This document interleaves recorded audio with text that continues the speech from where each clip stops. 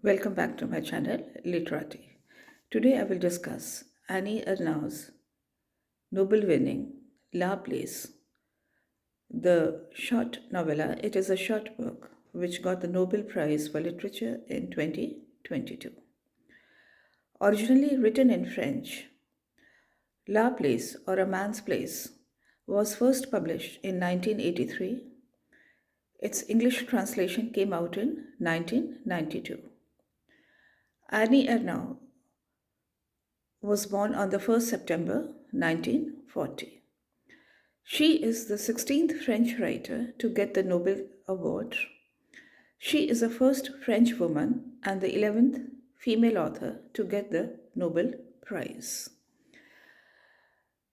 This particular work, which is a short work, is a meditative recollection of her memories of her father.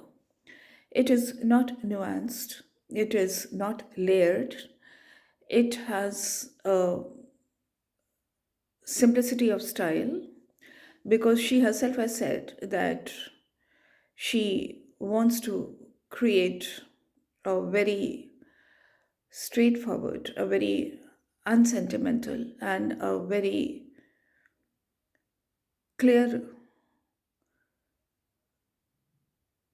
objective, and a very precise recollection without any added doses of sentimentality. In fact, she says that she uses her memories as instrument. The words which have been used to describe La Place or a man's place are quotation, clinical acuity, quotation closed, that is a very precise style, and quotation, personal memory, quotation closed. It has a deep relevance to her own experience, and it is in the form of a memoir of her father. The story or the recollection or the uh, memories which are used to build up this short novella are those which begin before her birth or what happens in the storyline or the recollection or the presentation are the moments or the years before her birth because they deal with her father's life, who was born in 1899, just a few months short of the uh, 20th century, and he died in 1967. As she has already established, she says, quotation, no lyrical reminiscence, no triumphant display of irony, quotation closed. So it is written in a very deadpan style. It is written in a very unsentimental manner. And it defines her father's life and, of course, involved with it her own life as a trajectory, as there is a journey from the very, what she calls, quotation, memories of a lowly existence, quotation closed. A very peasant life, uh, life as a farm laborer, as a farm hand, of her father's journey, rather, and his movement towards a different way of life.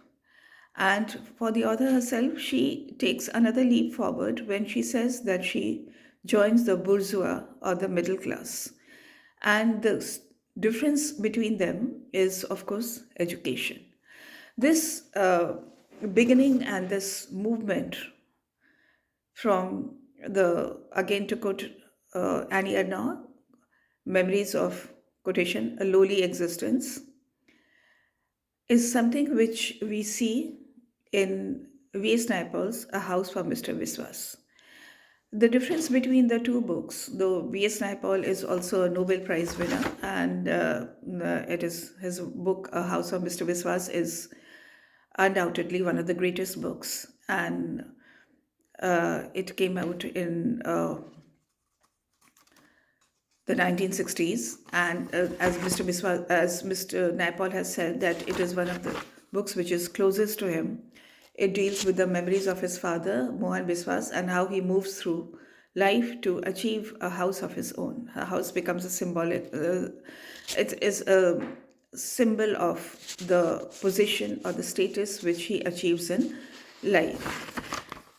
In Annie Ernaux's book, also we find her father, and who has not exactly been named in full. The book begins with Annie Ernaux's interview and getting her job as a teacher, which is definitely middle class, considering or comparing it to the life of a laborer. And then the book opens with an interview, and then the death of a father, and the description of the funeral, and then it moves on to the back in a moment of recollection.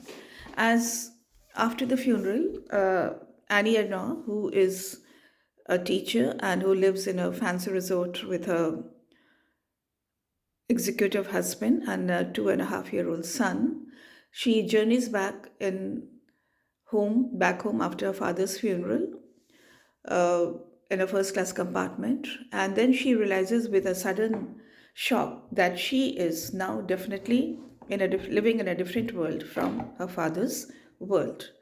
And then she decides, or then she says that she wants to write about her father's life. And at the same time, she has said, these are her words: Naturally, I experience no joy in writing this book, seen as an undertaking in which I must remain close to the words and sentences I have heard.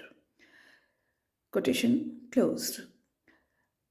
These sentiments or these feelings are similar to V.S. Naipaul's writing about his father in A House for Mr. Biswas, when he had said that for a long time, he could not make himself read the book because it was too painful for him. At the same time, the style is totally different if we make a comparison between Annie Ernaux's La Place, A Man's Place, and A House of Mr.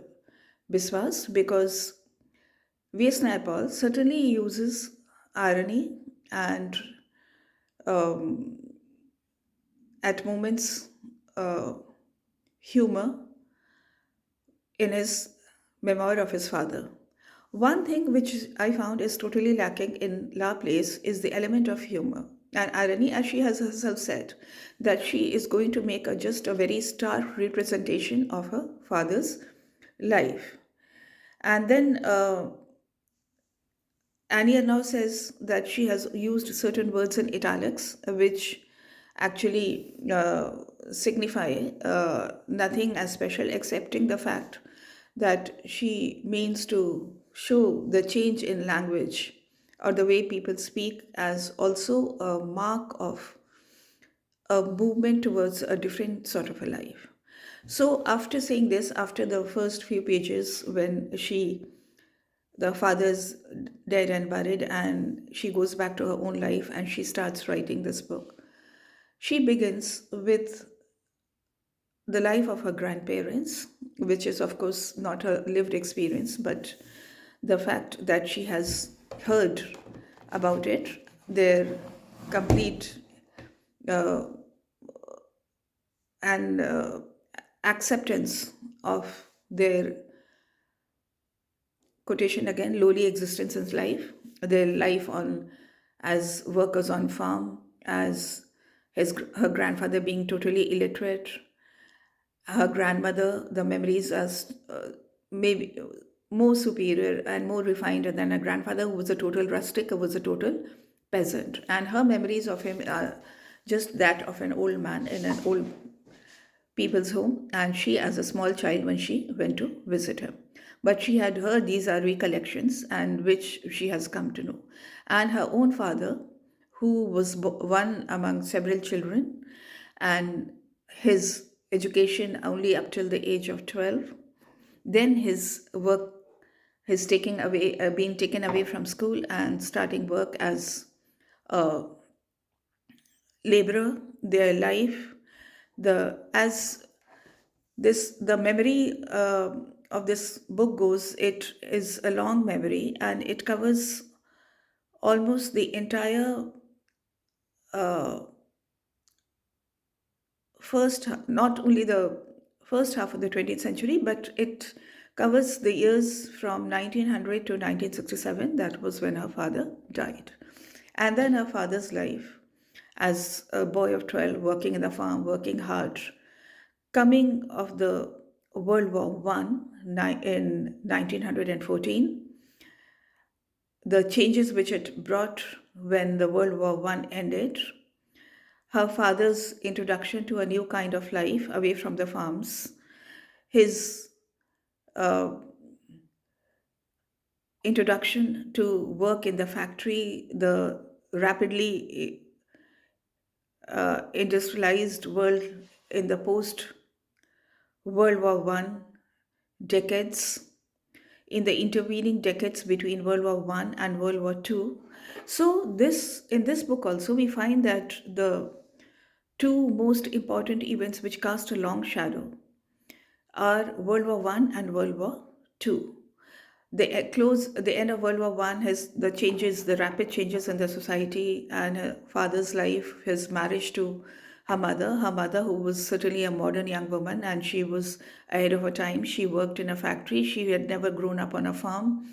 Unlike Annie Lennox's father and his sisters, who worked as housemaids, their exposure to a new kind of world, the marriage of her father and her mother, and a very rapid movement away from houses with dirt floors where her grandparents lived and where her father had grown up into actually well furnished rooms. And they started work, her father in a factory. They're moving into a small town which she calls Y, and they're being ambitious enough to take over a business. The heartbreak and the losses and the problems which they face in running a grocery store, which is, of course, a new experience for them, the birth of a small child, and then her father's taking over another work in the factory because in the post war years there was a boom and the world was getting rapidly industrialized. Their struggle to make the ends meet, the death of the child, the first daughter which they have, and the coming of this World War II in 1939, where her father was not enlisted, and because he was already almost 40. The birth of the author in 1940, the World War II years, the uh, uh, mm, the trauma, the trouble, the problems they face, and their perplexity, the shortage of goods, the changing world. And then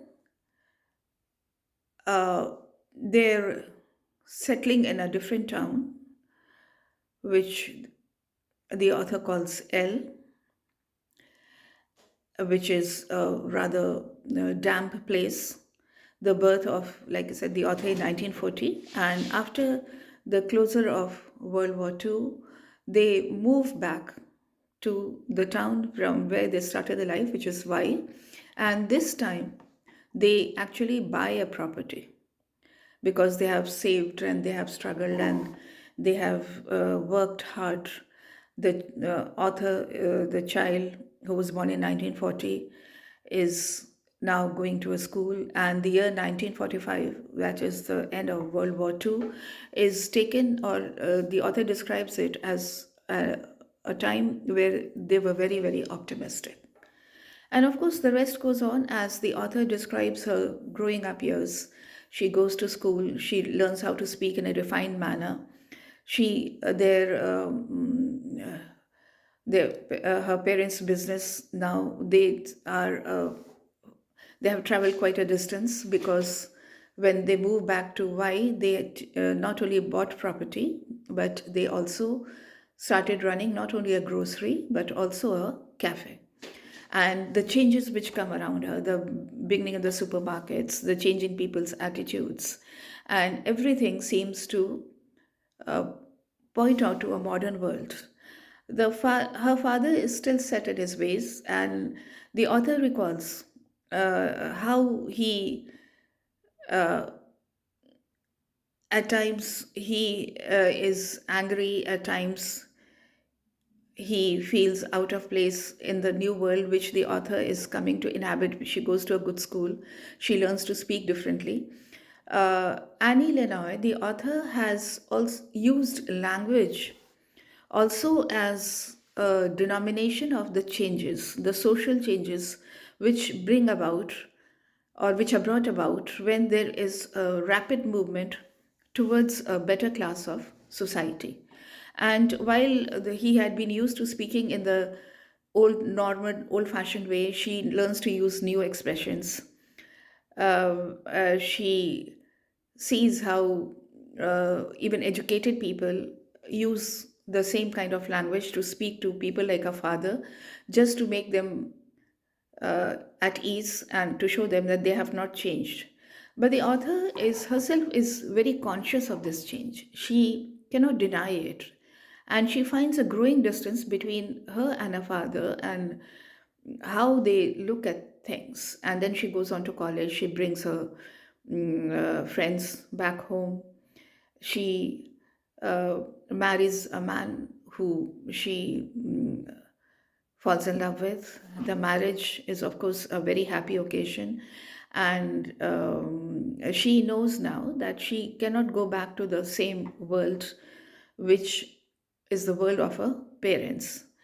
And her father's semi retirement, her mother's running the grocery store and the cafe, and in their own way, they are happy because her father has practically given up everything working in the factory and he is just happy doing things on their own.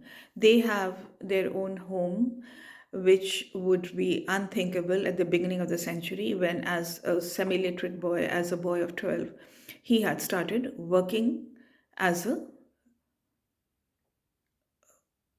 laborer or as a farm hand.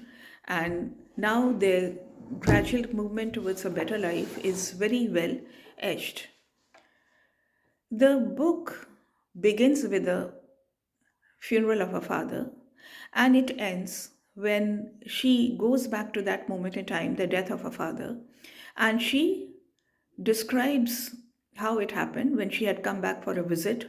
She, after a marriage and her living with her husband in a Swiss ski resort, and they're busy with their jobs. Her comings and goings to her parents had been few, but they were always very happy to see her. And this time, when she comes back for a visit with her son, it is a very joyous occasion for them. Her father suddenly takes ill, and then in the next 3, 4 days, as she finds him changing and the decay sets in, and she realizes that she is not going to survive, and then finally, her mother, the Sunday afternoon, when they are sitting together with in the kitchen, the author is sitting with her uncle and aunt who had come to for a visit. She comes and announces that he is dead. This These last pages, when she defines her father's death or she describes it again, they have the same emotionless quality which she had chosen to adopt. And at the same time, one can see the depth of the emotions and how deep the feeling is for her, and how she uses this facade of unsentimentality as a defense mechanism. It is a kind of a protection for her, and the author has established this distance, this emotional distance, right in the very beginning. It is not only a physical distance, but it is also an emotional distance, which she, like I said, which she chooses not to expose herself or expose her uh, vulnerable emotional state or her feelings. And this distance is very clearly etched in the very beginning. She talks about her interview, her getting a job, her passing the interview, the practical test, and for her teacher's examination in April, and her father's death in uh, June, 2 months later. And the book is very short. If we compare it to another very touching memoir, that is V.S. Naipaul's A House for Mr. Viswas, that is a huge book.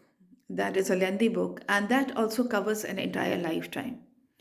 This book, The Man's Place or La Place, is also a trajectory of her father's entire life, who dies at the age of 67. And in the meanwhile, the first climactic background of the 20th century, of the World War One and World War Two, which have cast their long shadow on almost the entire 20th century literature in the West, just like partition has created this emotional and physical and mental divide in the literature which has been written in India, partition and independence.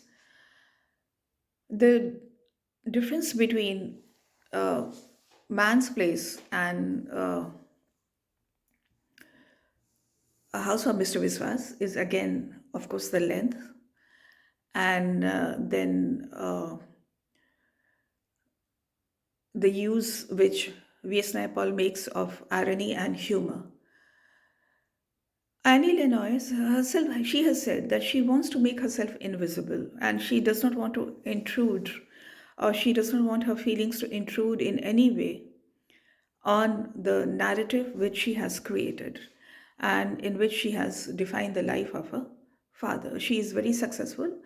The style is stark, it is not embellished at all. She said that she does not want to use any irony or any kind of show of sentiment.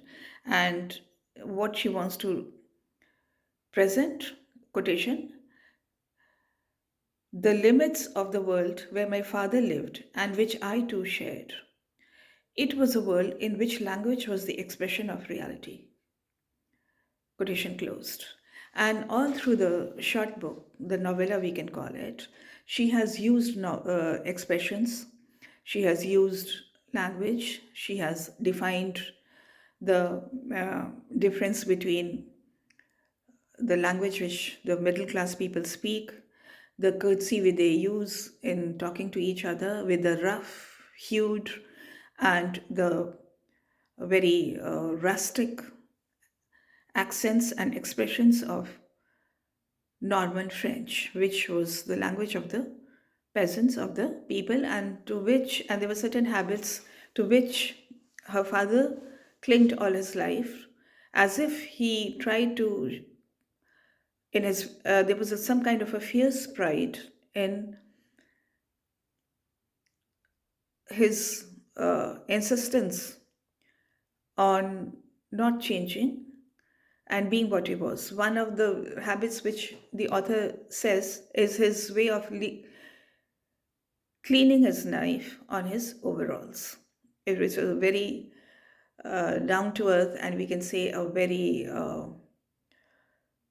rustic way of doing things. And of course, his speech and the fact that he was gruff in his manner, He did not express his love for anyone, even his wife or his daughter.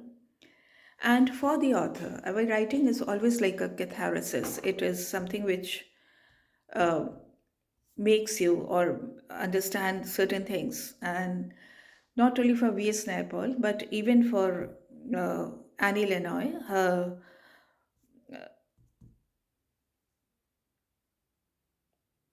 dedication or her love for her father and her acceptance of what he was. Because in young age, one is embarrassed or one is at times a young person or a young child tries to make sense of these differences or these changes which come naturally to them but which seem out of place in their parents who come from a different background. And the book is, of course, they like many other books. It is a kind of a voyage, not only a voyage for the author or a voyage down her memories, but also a voyage of a lifetime, which is a common human experience, as I feel, as we find in other books also, of changing or moving from poverty to a better class of life. But then for the younger generation, it comes naturally. For the older people, like Annie Lennox's father, it was their insistence on doing certain things in their own way. It was a kind of cling to their roots, though they do accept external changes. Like Annie Lennox describes her wedding day and how happy her father looked, and how she remembers him wearing a suit and sitting with happiness and pride and joy, which was usually absent from his expression. I feel that though this book is dedicated to her father and it is about her father, her mother emerges as a stronger person and she adapts to changes much more quickly. The two characters, her mother and her father, and like she has described her mother as a young girl, also, she cut her hair short and she was quite rebellious and she had a sense of pride. She had no problems in saying that she was as good as the others. She is an example of a newfound confidence and consciousness which was absent in her father. And then at the close of the book says, quotation, soon I shall have nothing more to write. I would like to put off writing the last pages and always have them ahead of me. Quotation closed. And so she says that it is a memory which I like to go through again and again, and writing means a closure. And I would not, she was not ready for that closure. But then, after her father's death and his burial, and when she has settled her mother, she feels that she has to write this book. And as she says nearly at the close of the book, quotation, now I have finished taking possession of the legacy with which I had to part when I entered the educated world. Bourgeois world. Close the quotation. Now, this is a statement which she makes. She says that I want to reclaim my past. Why do people have this feeling of guilt when they not only discard, but they emerge out of the shadows of their past? the author has felt, or she has lived with this feeling, that she has somehow disowned the place where she has come from. But that is why she calls it La Place, or a man's place. Why this feeling of guilt? And it is needless because it is inevitable, and these changes for the better, they always come. They are part of life. But this statement of her, which is so potent and which is poignant and which is touching, that she has taken possession once more of the legacy with which she had parted when she had entered this bourgeois world. So, this feeling of somehow disowning the past has remained with her, and which has created this feeling of pain. And this writing this book has proved to be a cathartic uh, moment for her. She, in writing this book, she says that she has reclaimed that past once again. And this is the beauty of literature, that it not only unravels one's own complicated emotions, but it also helps us to understand who we are better. And she has adopted this stark, this lack of sentimental feeling in her writing, this lack, as she said, of irony. She has created this emotional detachment as a deliberate literary device. V.S. Naipaul, in his A House for Mr. Viswas, though it is an equally uh, introspective and a deeply personal book, just like La Place, he has, like I said, used elements of irony and humor, and also emotional involvement. Annie Ernaux does not do that, and in doing that, in creating this distance, emotional distance, this uh, detachment, this lack of any exhibition of any feeling, love, disgust, hatred, anything at all. She has created a book which is very well etched. It allows us to enter that world. It has the style is very simple, but the construction of book is not simple. If it seems simple, it is only superficial, and that is the greatness of any masterpiece, that you need to go back and read it again and again in order to establish a perfect understanding. So it opens with her new life, her father's funeral. In between, she defines a long personal memory, or goes through that long personal memory, some of it going before her birth, and uh, with her father's birth, the turn of the century, her parents' early life, the death of their first child, and then the two world wars, and finally emerging from the wars in living in a changed world and the changes which come in their lives and her own life. So, certainly, this is a book which is very short and worth reading. It is written and in a lucid, clear style, and Annie Ernaux is one of the greatest writers of the 20th century.